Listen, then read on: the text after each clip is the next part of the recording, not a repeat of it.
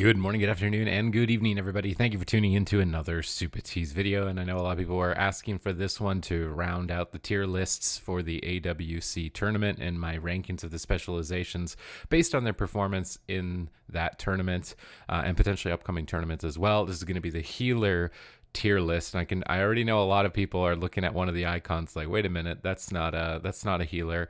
We'll get to that one as we move through the list, but the main purpose of this again is to just highlight and identify the specializations that I think are performing really well at the moment, so that you can take that away and make your own decisions on what you would like to be playing in the game, if you want to base it off being meta or what is going to be the top performer.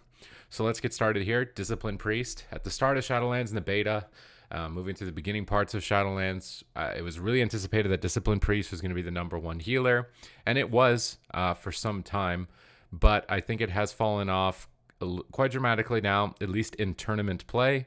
For myself personally, based on the results of the first tournament and seeing how the compositions worked, which are stereotypically jungle cleave, so Feral Druid Hunter Priest and Rogue Mage Priest, the main drawback of these compositions in tournament play is the same weakness that the Discipline Priest brings, which is mana.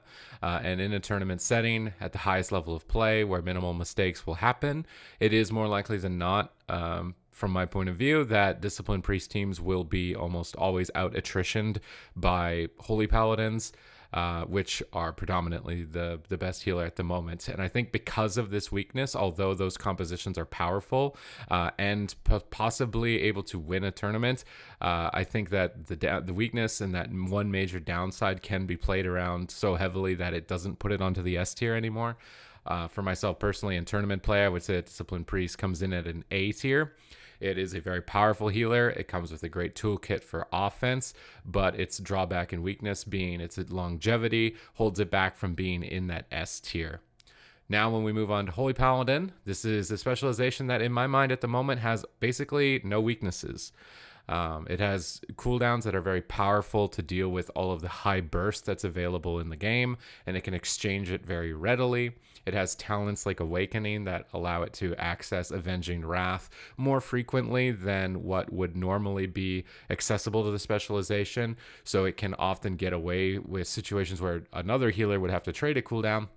An Awakening proc will happen from its Word of Glory cast, and then the Paladin can just heal through it and retain their cooldowns for a much longer period of time. Often they are doing more damage than Discipline Priest, although that is supposed to be the major strength of Discipline Priest. They need to cast their damage. Their damage also run them out of mana. Holy Paladin is not in the same boat with no drawback there. Effectively using only instant cast healing, or when it does need to cast, it will use an honor talent called Divine Favor, providing immunity to itself to be interrupted. And the previous drawback to that would have been something like spell stealing and counterspelling, but with the power of combustion at the moment on fire mages in the Mage Mirror, which is happening more often than not, mages need to save their Kleptomania for the opposing mage to prevent that damage. So as a Holy Paladin, they are healing with the least amount of stress. They also have honor talents like Shadow Resistance Aura to make themselves basically impervious to damage over time effects at the moment, which we could see in the grand finals where Chanimal's team dragged a match on until 70, probably would have been 80, pushing 90% dampening. That's how much healing reduction it takes for a very highly skilled Holy Paladin to either start struggling with the healing and maybe not even run out of mana, which is the other main contributing factor. It brings all of these pros. It can deal with every situation, has no inherent weakness, and has amazing mana. So to me, that justifies it being the S tier healer. It justifies it being the only S tier healer as well. You all probably are memeing and wondering, like, where's Ret Paladin? And I mean, to be fair, Ret Paladins were doing as much healing as their shaman counterparts in basically all of the games that we saw them compete in. However, we didn't see Retribution Paladin as a standalone solo healer, which is the reason that it's not on the list here. If a composition had been in the tournament where Ret Paladin was healing it by itself, I think it would have been justifiable to put it on a healer tier list because it was filling the role of the healer. That healing is strong, obviously. I talked about that in my melee DPS tier list, but that's why it's not here on the healer one, although it would be funny to put it here. Holy Priest, this is a healer that actually has very similar tools to the Holy Paladin to deal with heavy burst damage. I have seen it having moderate success from some of the best Holy Priests on the ladder, and I think it is a fun healer to play. But in a tournament setting, its major drawback is mana.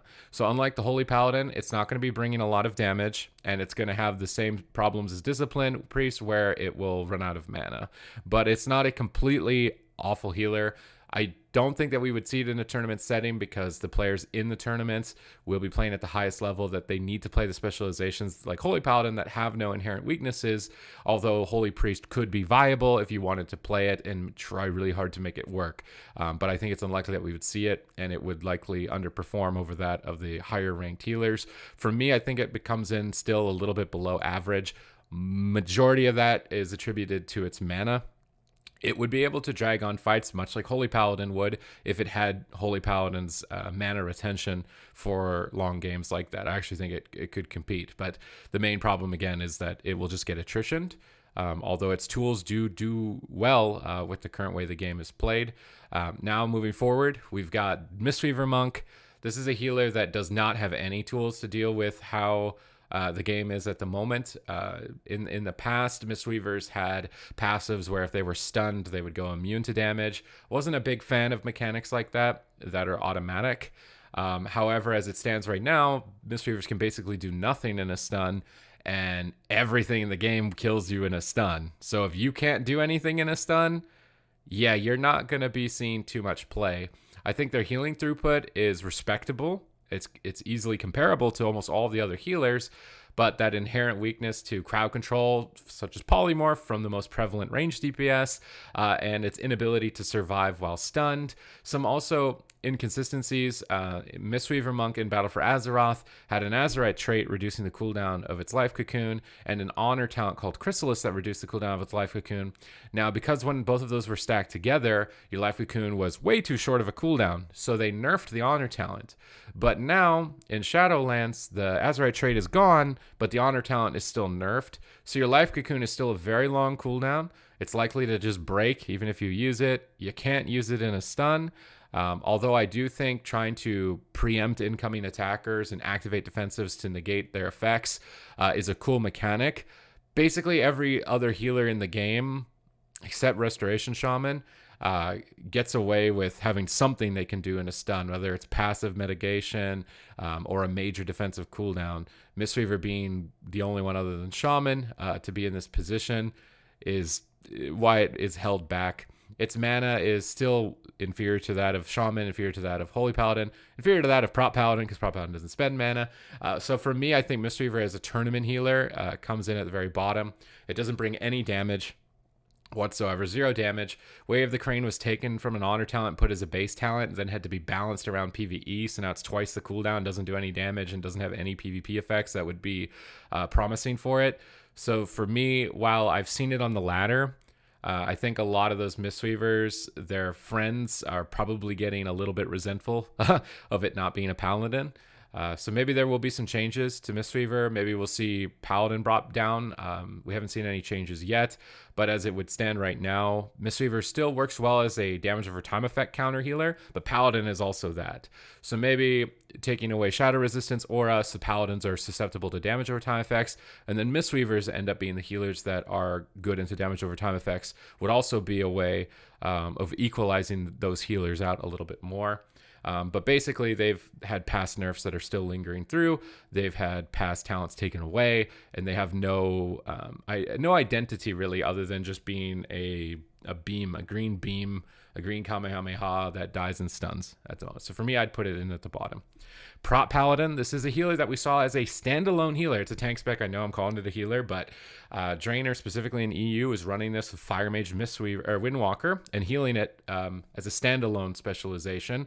Playing very far from ranged, it has access to talents that allow it to generate all of its holy power from ranged. So you can just stay away from the fight at the pillar, generate holy power, and use Word of Glory to top your team. You still bring all of the powerful immunity cooldowns that are great at dealing with all the burst damage that's available in the game, and you do a moderate amount of damage yourself as a protection paladin. And the main benefit is that none of what you're doing costs mana. It's all instant cast and it costs no mana, so it's just absolutely spectacular, right? One downside is you have no way to dispel magic effects. Only healer specializations can dispel magic. This is removing polymorphs frost novas, so you are heavily susceptible to crowd control on your partners. I think players who play around that will likely not struggle too much with the protection paladin as a main healer, but it is actually a spec that you could run as a healer. And I've even played on the ladder, and a lot of people are cringing already with prop paladin as being kind of like the main healer on my own team, and I've seen how it works firsthand, and I've seen how it works in the hands of tournament players. For me, I think it comes about in the middle. I wouldn't say that it's an A tier healer because of, again, its inherent weaknesses, but the pros that come along with it, and also the fact that a lot of people don't know how to deal with it because it's completely new, the mechanics of it, means that it could slip in a little bit, especially more often, I think, than we're going to see Holy Priest or Mistweaver. Restoration Druid.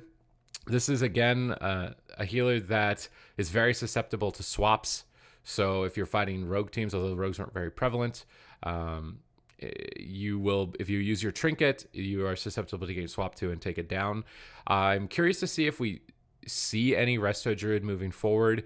The only player I know that was exclusively playing Resto Druid, to my understanding, was Flop. It was a Resto Druid healing Grayson, the mage player, and they were running Shadow Priest Mage, but they didn't make it into the top 8 in North America, and we didn't see, I'm trying to remember, I'm pretty sure we didn't see any Resto Druids at all in the top 8, so there has to be something inherently weak about it, and what it likely is mana. Restoration Druid is balanced around needing to go for drinks a lot, but Restoration Shamans and Holy Paladins pretty much don't. So if you're running away for a drink, then your teammate is taking damage. I was curious to see if it came into play with Shadow Priest Warlock, specifically into melee cleaves like Retribution Paladin Warrior, and running a deep roots entanglement build where you would root the melee attackers, dot them up, and run away. I felt like that was where Resto Druid was going to fit in terms of the meta at the moment, and I wanted to know if that would actually be the counter to the melee cleaves that we saw a lot. We did see Shadow Priest Warlock attempted in that scenario in the lower bracket of Europe, but it was with a Paladin healer. I would have liked to have seen it played out with a Restoration Druid, but there has to be something about it. It's a little hard to give it a proper ranking because we didn't actually see it. This is, again, a little bit of the ladder leaking into my understanding of its current power and where I theoretically would place it. So for me, I don't think that it would be underperforming to Holy Priest or a Mistweaver Monk at the moment, but I don't think it would be equivalent of a Disciplined Priest. It's probably better than a Prop Paladin, but again, I feel like we saw more Prop Paladin as a standalone healer than Resto Druid, so they're pretty close. They're pretty close when it comes to tournament play, but I'm going to give it a bit of a higher ranking. If it's on the left here, it's a higher ranking than the Prop Paladin. And finally, we've got the Restoration Shaman. This is another healer that was kind of sneaking up there. It started off in a really bad position. We weren't sure moving from the beta where it was going to end up standing. I find it kind of hilarious that I feel like in the beta, everybody was saying Holy Paladin was the worst healer.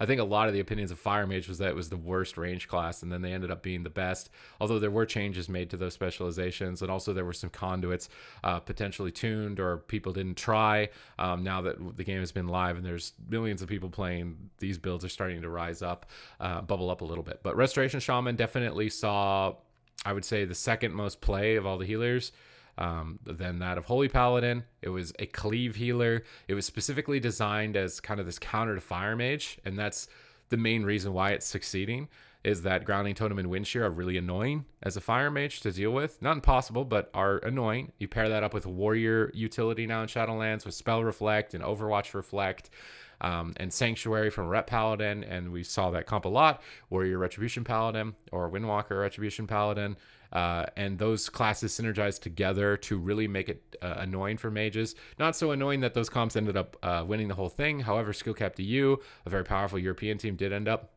falling to that strategy. So it's obvious that it is effective and it had a place. I wouldn't say that it was the most dominant, but it was pretty close. It definitely put up a fight.